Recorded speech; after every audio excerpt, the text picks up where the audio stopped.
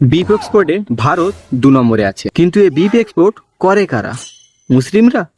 এই দেখুন, Al Kabir private limited, Arabian export private limited, এই দুটো নাম শুনলে স্বাভাবিকভাবে মনে হবে দুটো মুসলিম প্রতিষ্ঠান, কিন্তু বাস্তবে তা নয়। এই দুটোই হিন্দুদের প্রতিষ্ঠান। একজনের মালিক হচ্ছে সতীশ আগরওয়াল, আরেকজন হচ্ছে সুনীল কাপুর। দুজনই হিন্দু উচ্চবর্ণের মানুষ। কেন আরবিয়ান নাম দিলে এরা? কেন এইভাবে মুসলিমদের নাম ব্যবহার করলো? না, ঘোমটার নিচে খ্যামটার নাচ আছে। কেন কি এই দুজনের মালিক বিজেপির ভীষণ কাছের লোক। এরা বিজেপির ফান্ডে লক্ষ লক্ষ কোটি কোটি টাকা দেয়। কোথা থেকে দেয়? এরা কি করে?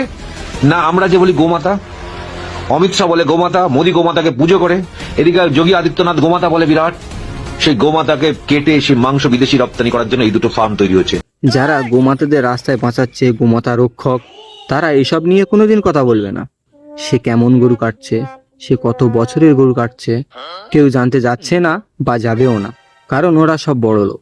আর যত আইন তৈরি হচ্ছে সব গরিব লোকেদের জন্য তৈরি হচ্ছে। গরু পোষে যারা, আর গরু কাটছেও তারা, আর বাইরের দেশে এক্সপোর্ট করছেও তারা।